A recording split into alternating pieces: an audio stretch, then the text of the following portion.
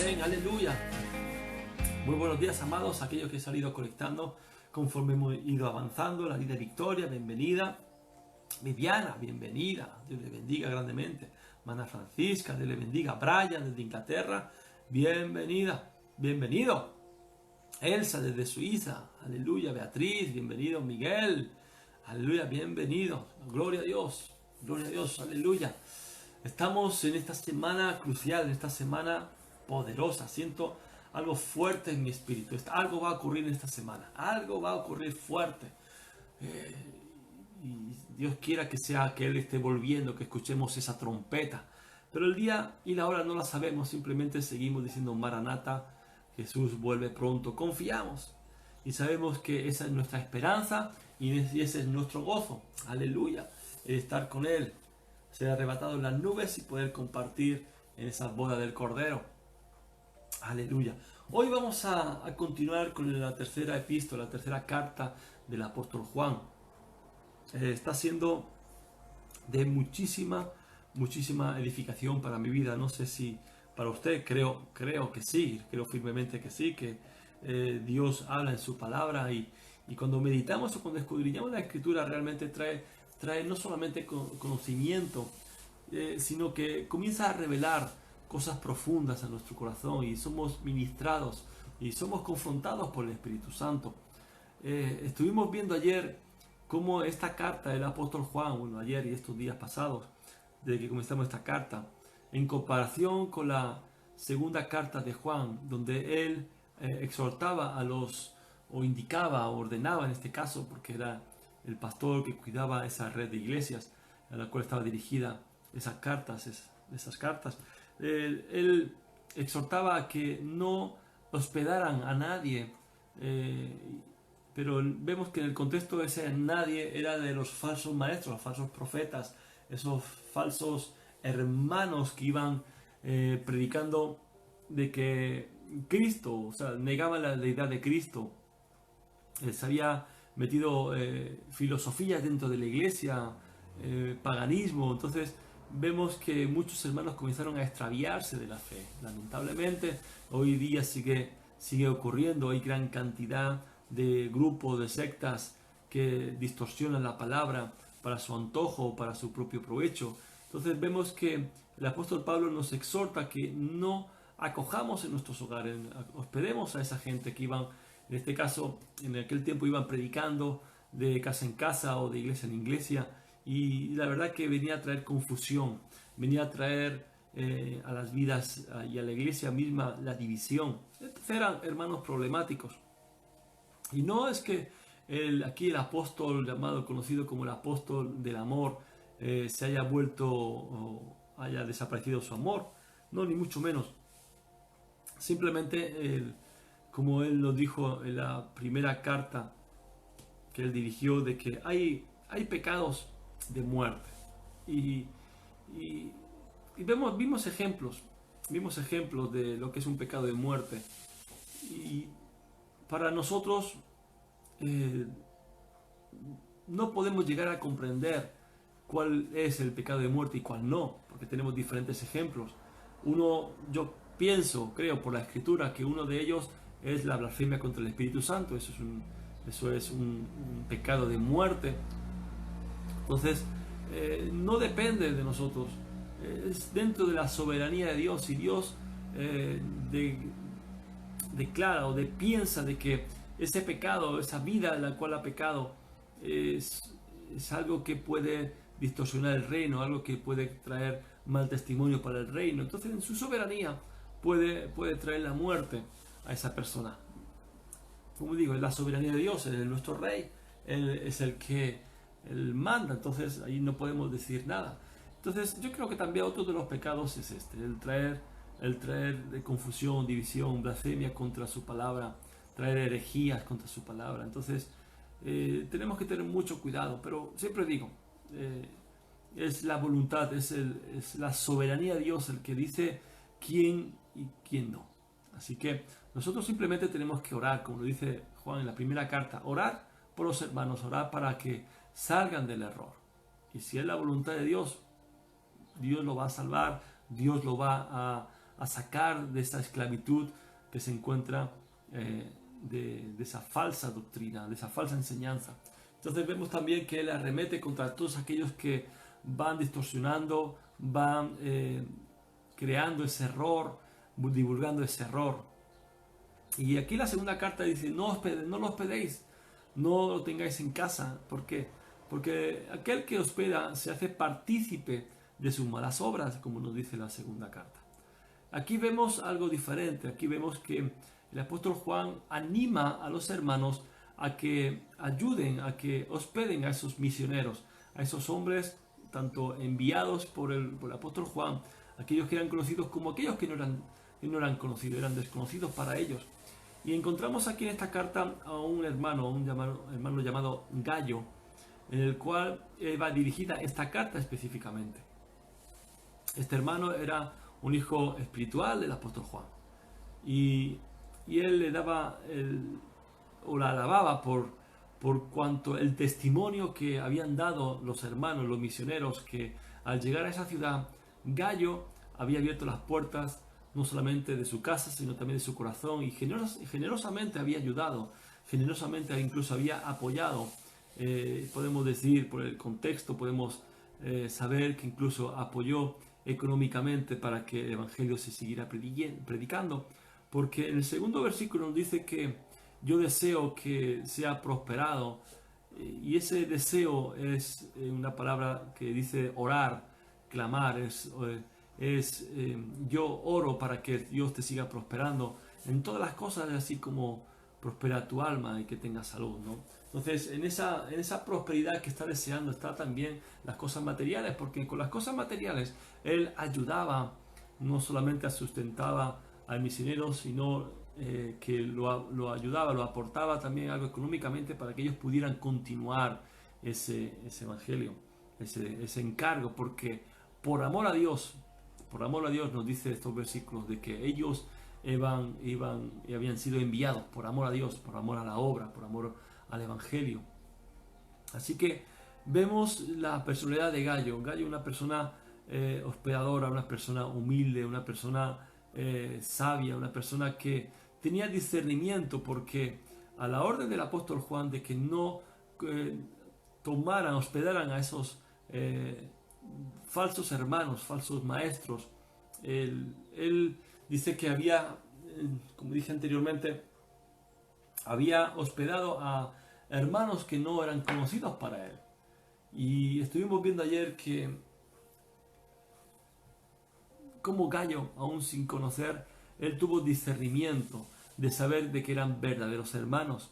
Y estuvimos hablando de que posiblemente hemos recibido, quizás hemos sido defraudados porque hemos hospedado a alguien que pensamos que eran hermanos, y resulta que nos hicieron alguna jugada. Pero eso no tiene por qué apartarnos y por qué hacer que cerremos las puertas de nuestros hogares. Y algo que tenemos que pedir es discernimiento para saber si esos hermanos son hermanos de verdad o son hermanos que vienen a aprovecharse o bien de nuestra vida o bien del reino. Entonces ahí sí que tenemos que cerrar la puerta y no hacernos partícipe de ella. Amén. Así que vemos este personaje, y hoy día vamos a ver otro personaje totalmente contrario a lo que Gallo es, a lo que Gallo representa para la iglesia, y qué ejemplo tan tremendo para nuestras vidas de que debemos ser como este hermano Gallo. Y vamos a seguir con el versículo 9 y el 10, vamos a meditar hoy en estos dos versículos, y créanme que es algo poderoso, es algo que confronta, es algo que nos hace pensar, meditar mucho. Así que yo le pido que abra su espíritu en esta mañana y pueda recibir esta palabra, pueda recibir esta enseñanza en el nombre de Jesús. Amén. Dice así el versículo 9 y 10. Yo he escrito a la iglesia, de Diótrefes, al cual le gusta tener el primer lugar entre ellos, no nos recibe. Por esta causa, si yo fuere, recordaré las obras que hace parloteando con palabras malignas contra nosotros. Y no contento con estas cosas, no recibe a los hermanos, y a los que quieren recibirlos se los prohíbe, y los expulsa de la iglesia. Diótrefes, un hermano, un miembro de la misma iglesia que Gayo, un hermano en Cristo. Y vemos que aquí Juan presentó 5 acusaciones. En estos 2 versículos podemos ver 5 acusaciones en contra de este hermano. La primera acusación es que él quería protagonismo, él quería ocupar un lugar de privilegio. Él quería ser el maestro. Él quería, podemos imaginarnos que él quería ser el que predicaba en el púlpito. Él quería ser el que era el líder de los sugieres. Era el líder del ministerio de danza, de alabanza. Él quería ser el protagonista de todo. Él quería impartir la enseñanza. Entonces él quería estar al frente de la congregación. Esta es una de las acusaciones que vemos de este hermano llamado Diótrefes. La segunda acusación es que se negaba a recibir a Juan. Y aquí vemos un tanto de soberbia en este hermano. La soberbia porque, fíjese qué contraste en cambio con la hospitalidad de Gayo, del hermano Gayo. Él se negaba a alojar, a hospedar a su líder, a hospedar a su pastor, a su apóstol. Entonces, por la escritura sabemos que la soberbia lleva a la destrucción. En Proverbios capítulo 16, versículo 18 dice: antes del quebrantamiento es la soberbia, y antes de la caída la altivez de espíritu. Entonces vemos que hay contraste y vemos el final de este hermano y el final de todos aquellos que se mantengan en una posición de soberbia, se mantengan en una posición de que ellos son mejores, y que podemos ver aquí en el corazón de Diótrefes de cómo que él quería ser el protagonista de todo, ser el que llevara la batuta ahí en la iglesia por encima del pastor, incluso por encima de su apóstol, por encima de su líder, por encima del hombre que le daba protección, el hombre que le daba alimento, el hombre que lo había incluso quizás criado o engendrado en el espíritu. Vemos que esa soberbia es lo mismo que hizo caer a Satanás, porque Satanás se negó a creer, no a creer, sino a querer ser lo que Dios, para lo que Dios lo creó, para la alabanza, para darle gloria a Dios. Entonces, él deseó ser como el Altísimo. Lo encontramos en Isaías capítulo 14, verso 14. Él dice: subiré las alturas de las nubes, subiré las alturas de las nubes, subiré y seré semejante al Altísimo. Eso es lo que él anhelaba. Él quería ser como Dios, como el Altísimo. Algo imposible, no le llega ni a la suela de los zapatos. Entonces, vemos que esa misma soberbia de Satanás vemos también en la vida de este hermano Diótrefes, y qué contraste también con la vida de Jesús. La vida de Jesús vemos una vida de humillación. En Filipenses capítulo 2 versos 5 al 8 dice: haya pues en vosotros este sentir que hubo también en Cristo Jesús. Ahora, ¿cuál es el sentir que hubo en Jesús? Lo vemos en el versículo 6: el cual, siendo en forma de Dios, no estimó al ser igual a Dios como cosa que aferrarse, sino que se despojó a sí mismo, tomando forma de siervo, hecho semejante a los hombres, y estando en la condición de hombre, se humilló a sí mismo, haciéndose obediente hasta la muerte, y muerte de cruz. ¡Wow! ¡Qué cosa más tremenda! ¡Qué ejemplo, qué modelo tenemos en nuestro amado Jesucristo! En cambio, Diótrefes tiene como modelo a Satanás, la soberbia, el no querer recibir a nadie en su casa, el no querer recibir ni siquiera a su líder, al apóstol Juan. La tercera acusación que Juan le hace en estos 2 versículos es que él había pronunciado palabras malignas, como dice, parloteado.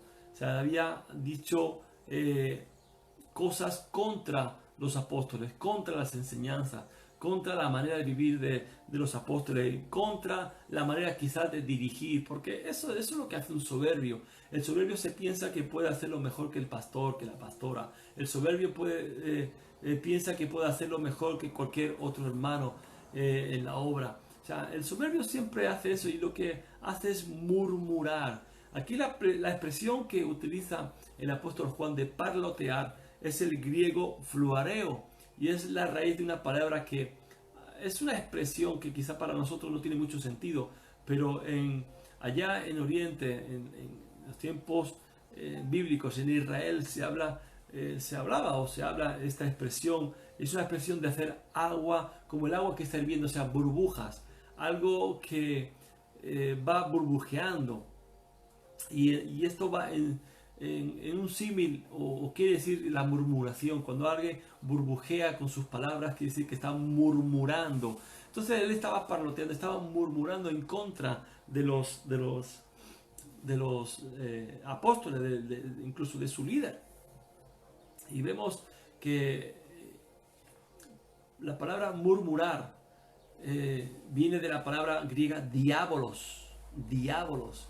Y eso ya yo creo que no hace falta decir muchas cosas más, porque el diablo es un murmurador, el diablo es aquel que viene a traer chisme, a hablar mal de los otros. Entonces vemos que con esta actitud ya estaba demostrando claramente qué tipo de persona era este Diótrefes. ¿Qué tipo de persona? Una persona que murmura, ya está dejando de ver mucho de sí. Ya no hace falta escucharle más, ya no hace falta ver su forma de vivir. Alguien que murmura está hablando más que sus hechos. Así que una persona que quiera aparentar, una persona que quiera hacer buenas obras, pero que está murmurando, hermano, por mucho que hagas, dice la palabra que son trapos de inmundicia. ¿Por qué? Porque si usted levanta la voz contra su líder o contra cualquier hermano, está caminando en oscuridad. Eso es lo que fue lo que vimos en la primera carta de Juan. Aquel que anda en oscuridad hace malas obras. El que anda en oscuridad no puede hacer nada bueno. Y murmurar, escucha, murmurar, por mucha alabanza, por muy bonita voz que cantes, por mucho esfuerzo, por mucha servicio que hagas en la iglesia, haga la sociedad. Si murmuras, estás tirando por tierra todo. Es como se suele decir que con lo que haces con la mano, con el codo, los vas borrando. Entonces, estás haciendo el papel de Satanás. Estás trabajando para él. Entonces, fíjese qué tipo de persona aquel que había pronunciado palabras malignas, como dice él. Palabras malditas. Se estaba diciendo maldiciones. ¡Wow! ¡Qué cosa más tremenda! Un discípulo hablando maldiciones contra su líder. Este hombre no conocía lo que es la honra. La cuarta acusación es que se había negado no solamente a recibir a su líder, sino que a recibir también a los misioneros que eran enviados para seguir la obra del ministerio, para seguir la obra del Señor, para implantar el reino. Entonces vemos que él se negaba a recibir. Entonces se resistía a todos aquellos que eran enviados por Juan. La razón ya vemos anteriormente, él quería ser el protagonista, él ambicionaba tener el primer lugar, él quería el poder, él quería gobernar, él quería hacer las cosas a su manera, él quería ser el rey, él quería ser el mero, el macho alfa de ahí de la congregación. Entonces él era irrespetuoso, era déspota, él no le importaba ni la opinión de su líder, ni la opinión, ni el ruego que el apóstol Juan hizo de que recibieran a los hermanos, recibieran a esos misioneros, de que lo apoyaran, porque ellos esos misioneros era por el amor de la obra, era por el amor del reino, por amor a Jesús, que ellos salían a predicar el Evangelio, a implantar el Evangelio, y ellos no recibían ningún tipo de sueldo, no recibían remuneración, es más, no recibían nada de los gentiles, nada de lo que que no fueran de los judíos, en este caso de la iglesia, de los hermanos. Entonces ellos vivían, confiaban plenamente en el Señor, confiaban en que cuando llegaran a alguna casa se le abrieran las puertas, confiaban de que esos hermanos que abrían las puertas pues les sirviera un plato de comida, confiaban de que allí donde iban esas puertas se abrían para poder tener una cama donde descansar, un plato de comida caliente, una ducha caliente. Fíjese, pero aquí vemos que este hermano Diótrefes no aceptaba la autoridad de su líder, no aceptaba, o sea, el apóstol Juan dio una orden, hospedad a estos hombres, hospedad a los misioneros, hospedad a estos siervos de Dios, y él se opuso a recibirlo, entonces no estaba acatando, no aceptaba la autoridad de su líder. Entonces vemos el corazón de este tipo. Entonces, un día escuché, le puedo decir hasta la fecha, el 7 de octubre del año 2007, escuché al que hoy es mi apóstol, mi padre espiritual, el que me bautizó. Le escuché decir: si quieres saber el corazón de un hombre, si quieres ver cómo es el corazón de un hombre, dale un cargo. Y aquí vemos que no tuvo un cargo, sino que él mismo se tomó el cargo, él mismo se tomó la autoridad, él mismo se tomó la osadía de ser el que llevara la voz cantante, el que quiere hacerlo todo a su manera. Entonces vemos que este Diótrefes era realmente un tipo desagradable, falso, ¿no? Vestido de caridad, vestido de oveja, pero sabemos que es un lobo rapaz. La quinta acusación que el apóstol Juan emite contra este hermano, estos dos versículos que hemos leído, el 9 y el 10, dice que había expulsado de la iglesia a aquellos que habían recibido a los misioneros en sus hogares, como lo había pedido el apóstol. O sea, él no solamente se negaba a recibirlo, sino que impedía que los demás hermanos cobijaran, hospedaran a esos misioneros. Es más, aquellos que lo habían recibido los expulsaba de la iglesia. O sea, como si él fuera el dueño de la iglesia, el que fuera el dueño de la congregación, como si él fuera el pastor de la iglesia, y los echaba literalmente, nos dice aquí, ¿no? Que los expulsaba de la congregación. Entonces, algo tremendo, ¿no? Lo expulsaba de la iglesia, nos dice el versículo 10. Entonces, vemos aquí este tipo, quien se creía que era. Sí, se adueñó de la iglesia. Entonces, vemos aquí este hombre, un espíritu de Jezabel tremendo, un espíritu de división, de contienda, un hermano que claramente andaba en oscuridad, no entendía o no vivía el evangelio, el mandamiento que hemos estado repitiendo en la primera y la segunda, incluso en esta tercera carta del apóstol Juan, se ve en que no se cita, pero se ve en práctica en la vida de Gallo, el amar unos a los otros.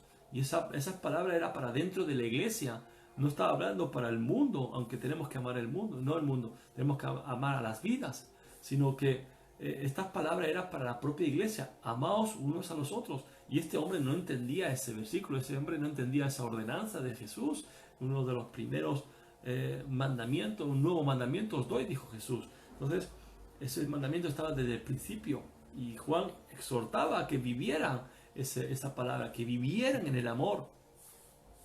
Y este hombre no había cerrado sus oídos. Entonces vemos que Diótrefes, este hombre, no ocultaba su ambición, el expulsar a los demás de la congregación, tomando esa autoridad para poder expulsar a cualquier hermano, porque obedeciendo a su líder, al apóstol Juan, estaba desobedeciéndole a él, y él decía de que no tenían que cobijar a nadie, que hospedar a nadie. Entonces vemos aquí que está creando una división. ¿Por qué? Porque cuando hay dos visiones, cuando hay una visión de parte del líder de la iglesia, del líder de la congregación, que es el apóstol Juan, y él tiene otra visión diferente, hay dos visiones, y dos visiones son división. Entonces vemos aquí que este hermano era un déspota, era un dictador. Aquí se hace lo que yo diga y como yo diga, y si tú no me obedeces a mí y me entero de que estás hospedando a uno de los misioneros, te expulso de la iglesia, no puedes participar. Fíjese que esto mucho se parece a los fariseos. Cuando estoy recordando ahora cuando Jesús sanó a un ciego de nacimiento, y vinieron los religiosos y dicen: ¿quién te ha sanado? Y preguntaron a los padres: ¿quién sanó? Vuestro hijo, este es ciego, ¿verdad que era ciego? ¿Quién lo sanó? Y los padres, dice la palabra, por tener miedo, por miedo a que lo expulsaran de la sinagoga, no respondieron. ¿No? Él ya mayorcito, preguntarle a él. Entonces vemos que había temor porque en la sinagoga era el centro donde la gente se reunía, era el centro de la vida religiosa, aparte del templo. Entonces la vida, alguien que fuera expulsado de una sinagoga era una deshonra para ellos. Y aquí vemos que este tipo obraba de la manera que los fariseos, que los religiosos. O aquí se hace lo que yo diga, o aquí os vais. O sea, era un dictador. Entonces Juan públicamente lo reprendió a este hombre, lo reprendió y le dio una fuerte reprimenda. O sea, lo llamó, el hecho de que lo llamara por su nombre, dice, cuando vaya voy a hablar yo con este tipo con un día otra vez. Le voy a decir 4 cositas, ¿no? Estamos parafraseando. Entonces, cuando el apóstol Juan escribe ese nombre en la palabra, en la carta, no está hablando y no es que el apóstol del amor ya no tenga amor, no, simplemente él estaba cumpliendo ese mandamiento, está cumpliendo con la palabra, como nos dice en Romanos 16:17. Mas ruego, hermanos, que os fijéis en los que causan divisiones y tropiezos en contra de la doctrina que vosotros habéis aprendido y que os apartéis de ellos. Eso es lo que el apóstol Juan estaba escribiendo a la iglesia. O sea, si este hermano estaba causando divisiones, si este hermano estaba causando tropiezos en contra de la doctrina de que vosotros habéis aprendido, o sea, y dentro de la doctrina es amaos unos a los otros. La doctrina es la enseñanza. Y el apóstol Juan estaba enseñando que se tenían que amar. ¿Por qué? Porque como dijo Jesús, en eso conoceréis que sois mis discípulos. No en que prediquéis, no en que viváis en una comunidad, no es que congreguéis en una iglesia y cantáis que las mismas canciones, sino que os améis los unos a los otros. Entonces él estaba faltando a ese mandamiento. Por tanto, estaba en contra de la doctrina que los apóstoles estaban enseñando. Y el apóstol Juan estaba confiando de que los hermanos se apartaran de este tipo, que los hermanos se alejaran de las enseñanzas o de las órdenes de este hombre, ¿no?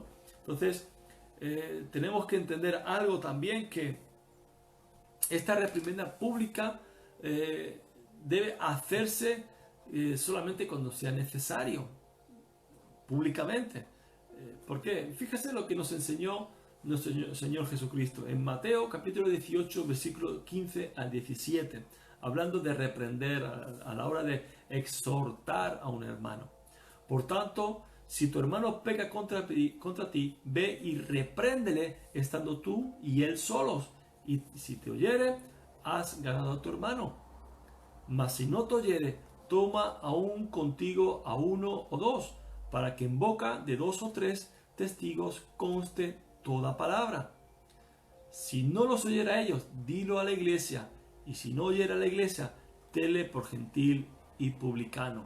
Entonces, fíjese que lo que el apóstol Juan estaba haciendo es que ya estaba públicamente lo estaba reprendiendo, públicamente lo estaba exhortando. Seguramente ya lo había hecho en privado, seguramente ya lo había hecho juntamente con testigos, pero él continuaba. Por tanto, si él continúa, como dice en este versículo 17, dilo a la iglesia y tenlo por gentil, tenlo por publicano, tenlo como un incrédulo, tenlo como alguien que realmente no forma parte de la familia, alguien que se está causando divisiones, estamos viendo que está caminando en la oscuridad y no quiere ver la luz, no quiere caminar en luz. Por tanto, vamos a tomar una drástica decisión. La palabra vimos en la primera carta de Juan que podemos reprender, tenemos el derecho y más como autoridad delegada por el Señor en la iglesia, tenemos el derecho y el deber de exhortar, el deber de reprender a los hermanos, de reprender a las vidas que están provocando problemas. ¿Por qué? Por el bien de la congregación, por el bien de las demás. Entonces, cuando vemos el símil del pastor en la vida del rey David, es algo que hemos estado viendo en el Salmo 23 en estos Shabbat pasados, Cuando hay una oveja que está causando problemas en el rebaño, el pastor la pone a un lado. Y eso es reprender, eso es poner en disciplina. Por tanto, debemos disciplinar a la congregación, debemos disciplinar a los hermanos que continúan pecando, que continúan provocando problemas dentro de la congregación, entre los hermanos, provocando divisiones. Hay que reprenderlo y si no quiere, pues poner en disciplina. ¿Qué ocurre? Hoy día, cuando se pone a alguien en disciplina, se cambia de iglesia. Ay, es que en esta iglesia no hay amor. No hay amor porque no se ha hecho lo que tú quieres.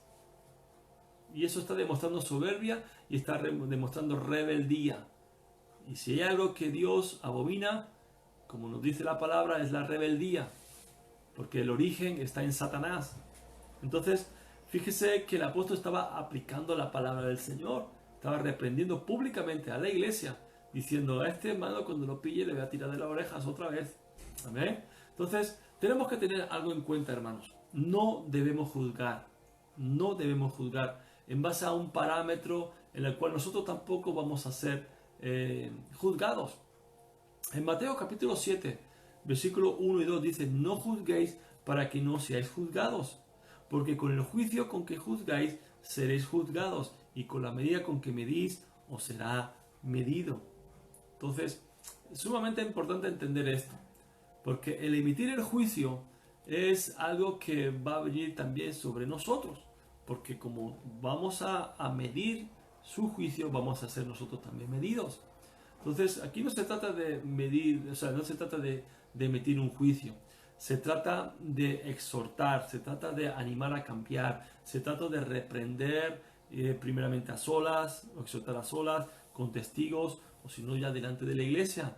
Y si no, tenerlo por gentil, que decir ya expulsarlo de la congregación. Pero no habrá problema porque ya el hermanito querido se habrá ido y habrá ido murmurando más todavía en contra de los pastores, de los líderes, de la iglesia, etcétera, etcétera, etcétera. Amén. Entonces, el no juzgar es un momento importante. Todos aquellos que somos hijos de Dios debemos imitar a Jesús. Fíjese que Jesús es nuestro modelo de sencillez. Jesús es nuestro modelo de sobriedad. Jesús es nuestro modelo de humildad, como hemos visto antes en la carta de Filipenses. Vemos que Jesús es nuestro modelo de amor, nuestro modelo de comprensión. Algo que Diótrefes no estaba tomando como modelo. Diótrefes tenía otro modelo muy diferente, y usted y yo sabemos a quién estaba tomando como modelo por sus actos, ¿no? Entonces, cuando analizamos este personaje, a Diótrefes, tenemos que preguntarnos cómo alguien, podemos preguntarnos cómo alguien de esta calaña, cómo alguien de estas características podía ser un auténtico discípulo de Cristo.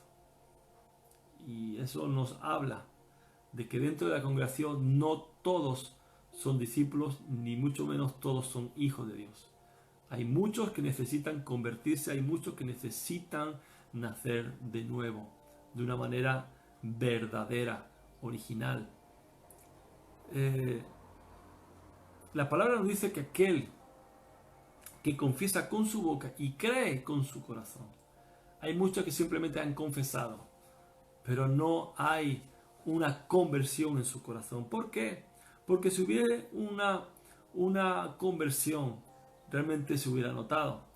Aquí en este personaje, en Diótrefes, vemos que él no había dado lugar al Espíritu Santo para poder ser transformado, para ser cambiado. Cuando usted se pone en manos del Espíritu Santo, cuando usted ha nacido realmente de nuevo, el Espíritu Santo lo transforma, y usted lo sabe. Cambia sus hábitos, su forma de pensar, su forma de hablar, cambia su forma de tratar a los hermanos. Es todo amor. Se ve reflejado el fruto del Espíritu Santo en la paciencia, en el amor, en la bondad, en la benignidad, en la paciencia, en la mansedumbre. Vemos que el fruto del Espíritu Santo fluye por los poros de nuestro cuerpo. Entonces vemos aquí que este hermano, si lo analizamos, estamos viendo que él de Espíritu Santo no tenía nada, no se veía por ningún lado. Entonces vemos que este hermano realmente no era un hermano. Este hombre era un lobo vestido de cordero. Entonces Hay personas dentro de la iglesia que tienen una apariencia de piedad, una apariencia de que son muy buenos, de misericordia, pero sus actitudes hablan totalmente diferente. Sus actitudes hablan de que solamente quieren ser reconocidos, de que quieren ser, que le den la espalda, o sea, la palmada de la espalda, quiere ser relevantes, quiere ser o se sienten imprescindibles. Hay gente que se trata así. Hay gente que necesita ser tratados por el Espíritu Santo en su orgullo. Algo que usted y yo sabemos cuando venimos a los caminos del Señor y nos dejamos tratar por el Señor, lo primero que trata es nuestro orgullo. Es nuestro orgullo. Y aunque mantenemos cierto orgullo, lamentablemente, y es algo que tenemos que pedir al Espíritu Santo que nos escudriñe y que nos haga humildes, que quite todo orgullo, toda vanagloria en nuestras vidas. Vemos que la actitud de este hombre y la actitud de hermanos sigue estando así, que se piensa que son la última Coca-Cola del mundo. Entonces vemos que el Evangelio de Cristo no entró en el corazón de este hombre, así como hoy día hay vidas que no hay en ellas ningún tipo de cambio, siguen hablando lo mismo, siguen comportándose lo mismo, siguen demostrando esa hipocresía, sigue demostrando ese despotismo, hablando mal con los hermanos, hablándoles mal, murmurando. Entonces vemos que el Evangelio no lo ha entendido, porque el Evangelio es amor, el Evangelio es paz, el Evangelio es coinonía, el Evangelio es poder para salvación. Entonces una persona que realmente es salva cambia. Encontramos el ejemplo en la vida de Zaqueo. En el momento que Jesús entró en su casa, tuvo un encuentro con Jesús. Vemos que la Escritura no nos dice que hablaron, pero algo poderoso tuvo que ocurrir ahí, porque cuando terminó la conversación, dije, bueno, lo que he robado lo voy a devolver 4 veces. O sea, hubo un cambio. Y es lo que predicaba Juan el Bautista: arrepentíos, hacer frutos dignos de arrepentimiento. O sea, que vuestras obras hablen de que realmente han cambiado de vida. Y aquí vemos que este hermano ni había cambiado y las obras no hablaban nada. O sea, vemos que realmente este tipo de personas, este tipo de vamos a llamarlo hermanos, lo único que causa son problemas, daño a la iglesia, causa división. Y como vimos ayer, hay muchos que, o vimos en la segunda carta, hay hermanos que no forman parte del cuerpo de Cristo, sino que son, como les dije, no son partes ortopédicas. ¿Por qué? Porque aparentan ser del cuerpo, pero no son del cuerpo. Porque cuando alguien crea un daño a la iglesia, le tiene que doler. Y una prótesis, la palabra que dije fue prótesis, algo ortopédico, una prótesis, aparenta ser del cuerpo, pero no lo es. Se da un golpe y no le duele cuando se da un golpe. Y una persona que causa daño a la iglesia y no le duele, quiere decir que ese hombre no forma parte del cuerpo, es una prótesis dentro del cuerpo, está engañando al cuerpo de Cristo. Entonces, esa gente que no ha tenido un encuentro con Dios, no cambia. Y usted lo sabe, cuando usted ha tenido su encuentro con el Señor, un encuentro verdadero, Dios revoluciona tu vida, Dios te da la vuelta, te cambia totalmente los parámetros, te cambia la estructura de tu mente. Pero para eso tenemos que dejar que el Espíritu Santo obre en nuestra vida. Aquí Diótrefes, el Espíritu Santo lo tenía bien lejos de su casa. No permitía que el Espíritu Santo obrara. Entonces vemos que la actitud que él tenía, la actitud de soberbia, estaba siendo el dominante en su vida. Entonces vemos aquí que Diótrefes, lo que él quería era ambicionar el liderazgo y actuaba como líder, expulsando a los hermanos, haciendo lo que él quería, desobedeciendo a su propio líder. Vemos el corazón de este tipo. Entonces esto nos hace de pensar que todo lo que hagamos en nuestra iglesia, en nuestra congregación, debe ser hecho con amor, debe ser hecho única y exclusivamente para glorificar a Dios, no para poder ser glorificados nosotros, no para poder ser honrados nosotros, sino para honrar a Dios, única y exclusivamente para honrar a Dios. Dice la palabra que lo que hagáis, hacerlo no para los hombres, sino para Dios. Entonces tiene que ser con excelencia, tiene que ser sin esperar la palmadita. ¿Sabes qué? Dios dice que Él honrará. Entonces es Dios el que honra. Entonces no busquemos la honra de hombre, busquemos la honra de Dios, agradar a Dios en todo lo que hagamos. Podemos engañar a los hermanos, podemos engañar a los demás, podemos tener actitudes hipócritas, demostrando una falsa humildad, pero en el fondo sabemos que solamente quieren ser admirados, en el fondo solamente quieren poder, solamente quieren autoridad. Y ellos, fíjense que causa división dentro de la iglesia porque quieren autoridades, porque quieren el poder y no se dan cuenta de la gran responsabilidad que ello conlleva. Como dije en la segunda carta, hay gente que se acuesta como mujer y se levanta como apóstol. ¿Por qué? Porque ellos lo que quieren es autoridad, ellos lo que quieren es ser vistos, lo que quieren es ser admirados. Y es algo totalmente contrario con el reino. El reino no funciona así. Jesús nos enseña en Mateo capítulo 18, cuando estaban ahí los discípulos diciendo, ¿y quién es el mayor en el reino? Y Jesús toma un niño, algo que estuvimos enseñando el viernes pasado, toma un niño y lo pone en medio y dice, y cualquiera que no se humilla como este niño no podrá entrar al reino de los cielos. Ese es el mayor, el que se humilla como este niño, ese es el mayor. Ese es el mayor en el reino de los cielos. Entonces vemos que el reino funciona al revés. Entonces aquel que quiera ser conocido, quiera ser exaltado, escuche, se está hundiendo en la miseria. Dice la palabra en Mateo 23:12, porque el que se enaltece será humillado y el que se humilla será enaltecido. Entonces, ¿usted quiere ser enaltecido? Humíllese. Y créame que cuando usted se humilla delante del Señor, lo menos que va a querer es ser exaltado. Lo menos que va a querer es ser mostrado públicamente. Pero Dios lo hará, Dios le dará honra a usted. Entonces, fíjese que muchos quieren un cargo. Y siempre le digo, iglesia, que más que un cargo, antes que un cargo, usted tiene que tener una carga por la obra, una carga por el ministerio, una carga por las vidas. Eso es lo que realmente usted tiene que tener. No ambicione un lugar, no ambicione un puesto, no ambicione un cargo dentro de la iglesia. Ambicione en hacer la voluntad del Padre. Jesús dijo, yo he venido a hacer la voluntad de mi Padre. Lo que vi hacer mi Padre, eso es lo que hago. Por lo tanto, nosotros tenemos que hacer lo que nuestro Padre hizo, lo que nuestro Señor Jesucristo hizo, entregar su vida por los demás. Dice la palabra, y Él fue exaltado a lo sumo. O sea, no hay lugar más alto para poder ser exaltado. Eso es lo que Dios Padre hizo con Jesús, después de una obediencia, después de mostrar humildad, después de despojarse a sí mismo como Dios y hacerse semejante a hombre, hacerse siervo y humillarse.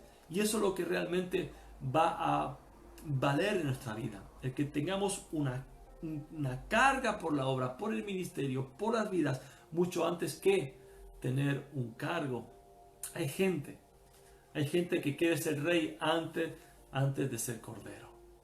Hoy Jesús está sentado como rey, pero Él tuvo que pasar por cordero. Él tuvo que ser sacrificado, Él tuvo que morir.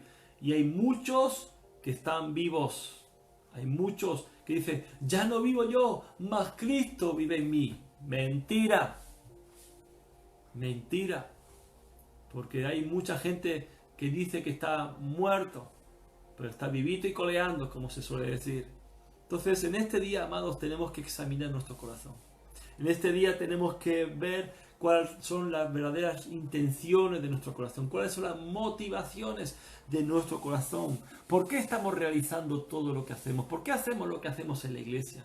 ¿Por qué estamos acudiendo? ¿Por qué estamos sirviendo en la iglesia? ¿Cuál es la motivación? ¿Por qué estamos liderando una célula? ¿Por qué estamos liderando vidas? ¿Porque queremos ser mejor que otros? ¿Porque quiero demostrar que lo puedo hacer mejor que mis pastores?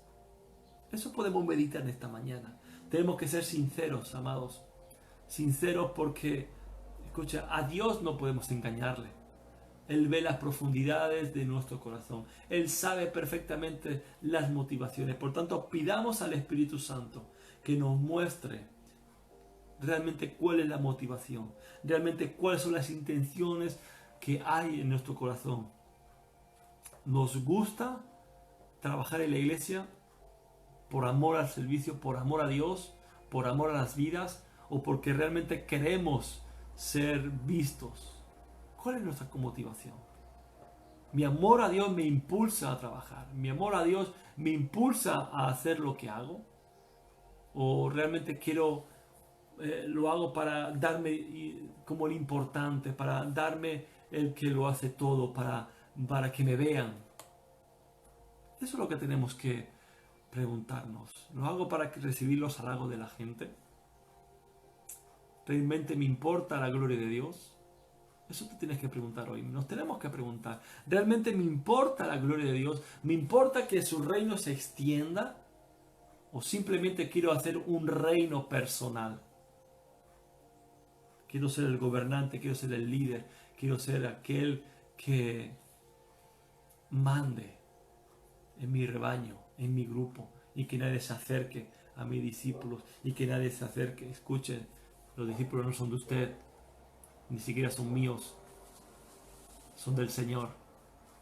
Y el Señor nos delegó a nosotros, sus pastores, a cuidarlos, y que nosotros confiemos en usted para que usted como líder pueda ayudarnos y así aligerar la carga y poder avanzar en el reino. No significa que usted pueda adueñarse.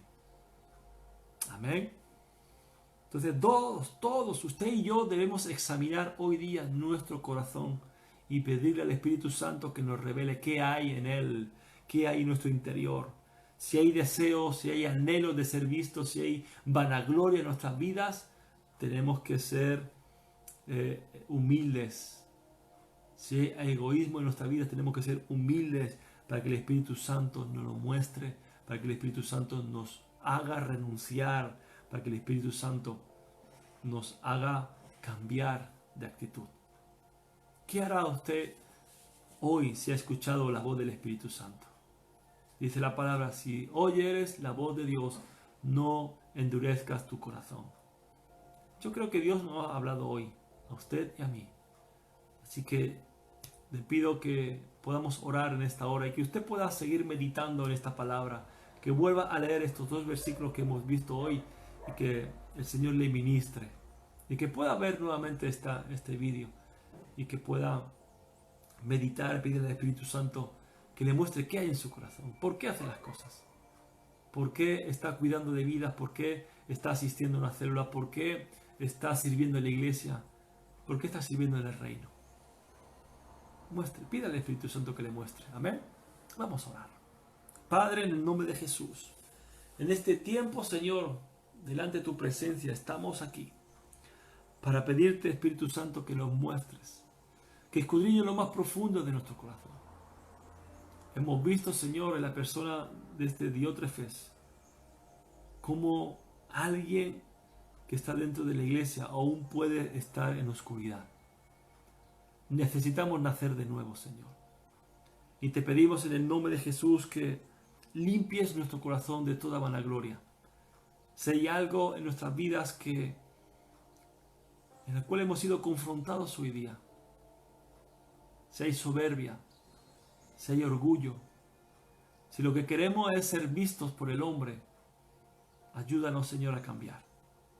Ayúdanos, Señor, a que haya un arrepentimiento verdadero, genuino en nuestras vidas y que podamos, Señor, seguir avanzando en tu reino. Todo esto, Señor, te lo pedimos en el nombre de Jesús. Amén. Amén. Amados, Dios me los bendiga grandemente. Que la paz del Señor, la misericordia de Dios, la gracia de nuestro Señor Jesucristo esté sobre sus vidas y que puedan ustedes tener una semana de mucho éxito. Recuerden, comenzamos el ayuno, será algo poderoso. En el nombre de Jesús les amo. Reciban un saludo de la pastora, de mi familia.